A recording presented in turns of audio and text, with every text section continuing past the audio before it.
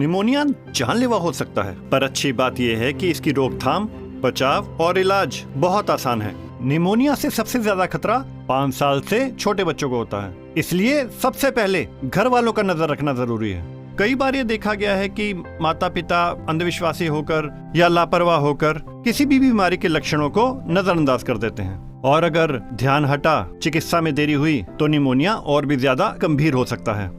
इसीलिए याद रहे कि आपको ये गलती नहीं करनी है और चौकन्ना रहना है। छोटी से छोटी बात का बिल्कुल ध्यान रखें और आशा जी के संपर्क में रहें, इनकी मदद लें। आशा जी स्थिति को समझकर शुरुआती इलाज पर ध्यान देंगी, और अगर समस्या गंभीर होती है तो हम डॉक्टर आपके बच्चे को सही और समय पर उपचार हमेशा देने के लिए तैयार हैं।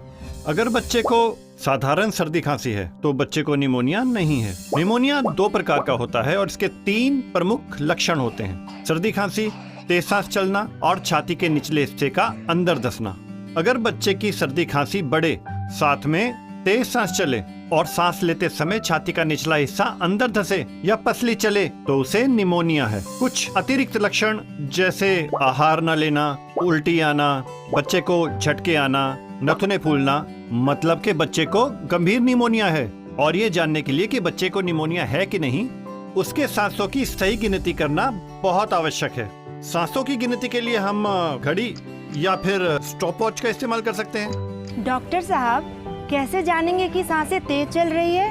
बच्चों में उम्र के हिसाब से तेज सांस की गति का मापदंड अलग अलग होता है। बच्चे के जन्म से लेके 2 माह की आयु तक अगर उसकी सांसों की गति 60 या 60 से ज्यादा प्रति मिनट है, या फिर 2 माह से लेकर 1 वर्ष तक के बच्चों के सांस की गति 50 या 50 से अधिक प्रति मिनट है, तो उसकी सांसें सामान्य से तेज चल रही हैं। और अगर बच्चे की उम्र 1 साल से 5 साल तक की हो और वो 40 या उससे अधिक सांसें प्रति मिनट ले रहा है, तो ये निमोनिया का संकेत है। यदि बच्चे की सांस की गति 70 या 70 से ज्यादा प्रति मिनट है, तो इसका मतलब बच्चे को गंभीर निमोनिया है। यदि बच्चे की सांस की गति सामान्य से तेज या सीमा रेखा पर है, तो न्यूनतम 2 बार सांसों की गति की जांच करें। सांसों की गिनती करते समय कुछ विशेष बातों का ध्यान रखें।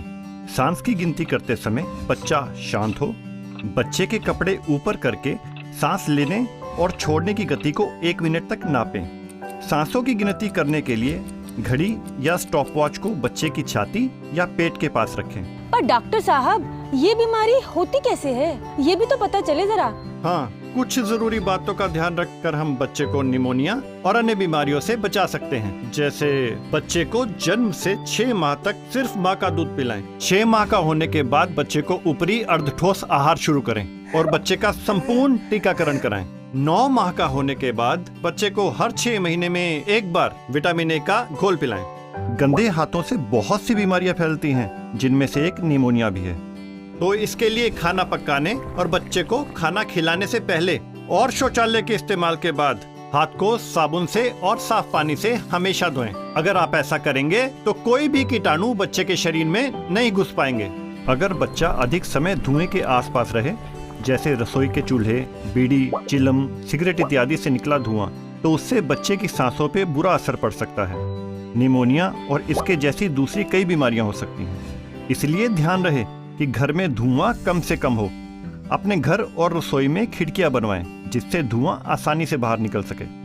उचित मात्रा में पौष्टिक आहार न मिलने पर बच्चा कुपोषित हो जाता है और इससे भी निमोनिया जैसी बीमारियां हो सकती हैं।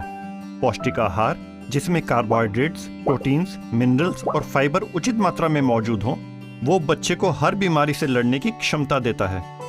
अगर बच्चे को ठंड से बचाकर न रखा जाए तो भी निमोनिया होने की संभावनाएं बढ़ जाती हैं। बच्चे को अच्छे से ढककर रखें, गर्म रखें, कपड़े पूरे पहनाएं, मगर इस बात का ध्यान रखें कि बच्चे की नाक और मुंह ना ढका हो। मैं अपने सभी डॉक्टर भाइयों को बताना चाहूंगा कि हम अगर निमोनिया पर नजर रखें तो हम इसे जल्द ही क्लीन बोल्ड कर सकते हैं।